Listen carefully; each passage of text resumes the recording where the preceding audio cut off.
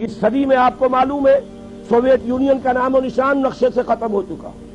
یہ تو چونکہ ابھی ریسنٹ بات ہے, سب کو یاد ہے. اس صدی میں پہلے گریٹ اوٹومان امپائر, عظیم سلطنت عثمانیہ, وہ سوویت یونین سے بھی بڑی تھی. سوویت یونین کا تو رقبہ بڑا ہے, اس کی نہ اتنی آبادی ہے نہ اس کا علاقہ جو ہے زرخیز اتنا, وہ تو ٹینڈرا کے میدان جو ہے ان کی وجہ سے آپ کو رقبہ نظر آتا ہے. گریٹ اوٹومان امپائر, یہ پورا ابھی جو یوگوسلاویہ کہہ رہے تھے, یوگوسلاویہ کیا, پورا ایسٹ یورپ جو ہے یہ ان کے زیر نگیں تھا. اور پورا شمالی افریقہ, پورا ویسٹ ایشیا, 3 بر اعظموں پر پھیلی ہوئی ایک عظیم مملکت, اور نام و نشان ختم ہو گیا. ترکی نام کا چھوٹا سا ملک رہ گیا.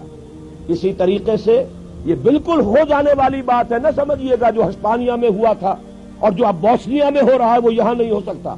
اس لیے کہ بھارت کے ہندو کا یہ ڈکلیئرڈ آبجیکٹو ہے کہ اس زمین کو پاک کرنا ہے. یہ نجس ہے, یہ ملچ ہے مسلمان, اور ان کو یہاں سے ختم کر کے دم لینا ہے. دیو رس کا ابھی ایک سرکولر شائع ہو چکا ہے.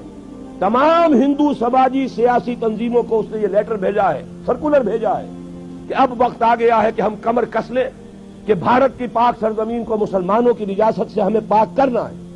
اور میں آپ کو یقین دلاتا ہوں کچھ تھوڑا سا رد عمل پاکستان اور بنگلہ دیش میں تو ہوگا, باقی پوری مسلم ورلڈ میں کوئی رد عمل نہیں ہوگا. میں گارنٹی, آئی اسٹینڈ گارنٹی, کہیں سے کوئی رد عمل نہیں ہوگا. اس لیے کہ ایودھیا کی مسجد پہ انہوں نے دیکھ لیا, ہم نے بھی جو رد عمل کیا ہے وہ کوئی صحیح رد عمل تو نہیں تھا. ہم نے مندر گرا دیا, کیا کیا, کیا حاصل ہوا؟ بدنامی دنیا میں مول لے لی, دینی اعتبار سے بھی غلط اور دنیاوی اعتبار سے بھی غلط. فائدہ کچھ نہیں, نقصان ہی نقصان. لیکن یہ کہ بنگلہ دیش میں ہو گیا, پاکستان میں ہو گیا, باقی پوری دنیا میں کسی نے یہ بھی نہیں کہا کہ یہ دوبارہ مسجد بن جانی چاہیے, ورنہ ہم اپنے تجارتی تعلقات ختم کر لیں گے. سفارتی تو بہت دور کی بات ہے, کوئی الٹیمیٹم وار تو بہت دور کی بات ہے, تجارتی تعلقات ختم کرنے کی بھی کسی ایک مسلمان ملک نے دھمکی نہیں دی. تو انہوں نے نبض دیکھ لی ہے کہ غیرت نام تھا جس کا گئی تیمور کے گھر سے. اور اگر بھارت میں یہ کچھ ہو گیا تو آپ یہ جان لیجئے بھارت کے جو عزائم ہیں, میں نے یہ چیزیں لکھی ہیں, پچھلی جمعے کو چھپ چکی ہیں. بھارت کے عزائم صرف بھارت تک نہیں ہیں. پراچین بھارت جس کے احیاء کا وہ خواب دیکھ رہے ہیں, اس میں افغانستان سے لے کر انڈونیشیا تک یہ تو ان کا ٹیریٹوریل کلیم ہے. جیسے گریٹر اسرائیل کا کلیم آپ کو معلوم ہے, اور جو گریٹر انڈیا ہے, مہابھارت افغانستان سمیت, افغانستان سے شروع ہو کر اور انڈونیشیا یہ تو انڈیا اس کے نام کا جز ہے. اس اعتبار سے یہ تو ٹیریٹوریل ایسپیریشنز ہیں. جہاں تک ان کا تجارتی اور معاشی دباؤ ہے, وہ ایران اور عرب کو بھی اپنا حصہ سمجھتے ہیں, زون آف انفلوئنس سمجھتے ہیں. اور یہ زون آف انفلوئنس اب تقسیم ہوگا اسرائیل میں اور بھارت کے درمیان. ان کا گٹھ جوڑ جس تیزی سے بڑھ رہا ہے وہ آپ کے علم میں ہے.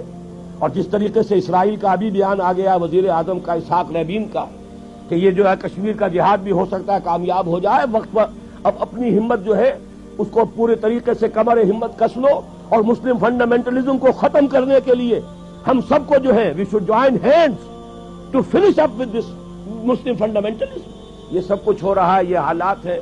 تو میں آپ سے عرض کر دینا چاہتا ہوں ان حالات میں کوئی تبدیلی نہیں آ سکتی. بات صحیح کہی ہے, اور یہی میرا موقف بھی رہا ہے. الیکشن یہاں ہوتے رہنے چاہیے, اس سے بھڑاس نکل جاتی ہے. الیکشن سے اسلام یہاں نہیں آ سکتا. یہ میرے اور توکل صاحب کے درمیان اختلاف ہے, اور یہ بڑی بات ہے. انہیں معلوم ہے میری رائے کیا ہے, انہوں نے مجھے پھر بھی دعوت دی ہے. میری میزبانی کر رہے ہیں, یہ ان کا حوصلہ ہے. ورنہ یہ کہ میں یقین کے ساتھ کہتا ہوں کہ الیکشن یہاں ہونے چاہیے, لیکن الیکشن سے اسلام نہیں آ سکتا. اس لیے کہ اگر تو اسلام سے مراد ہے نظام, تو نظام کبھی الیکشن سے بدلتا ہی نہیں. الیکشن سے تو کوئی نظام جو قائم ہے اسے چلایا جا سکتا ہے. تو میں ہمیشہ سے قائل رہا ہوں, اور اب بھی میں اس جمعے میں انشاءاللہ پرسوں تقریر تفصیل سے کروں گا. جو میری پچھلی تقریر تھی وہ شاید میثاق میں چھپ چکی ہے, آپ کے علم میں آئی ہو, ورنہ تازہ میثاق دیکھ لیجئے گا. پچھلا میثاق جو تھا, میں ہمیشہ سے اس کا قائل رہا کہ الیکشن ہوتے رہنے چاہیے. لیکن جو اصل ہے اس ملک کے لیے استحکام, وہ اسلام سے ہوگا. اور اسلام سے مراد اسلام کا نظام خلافت, وہ مکمل پولیٹیکو سوشو اکنامک سسٹم جو دور خلافت راستہ میں قائم رہا تھا, وہ اسلام اگر آئے گا تو پاکستان نہ صرف خود مستحکم ہوگا بلکہ دنیا میں عالمی نظام خلافت کا نقطۂ آغاز بن جائے گا. یہیں سے اسلام کا احیاء ہوگا.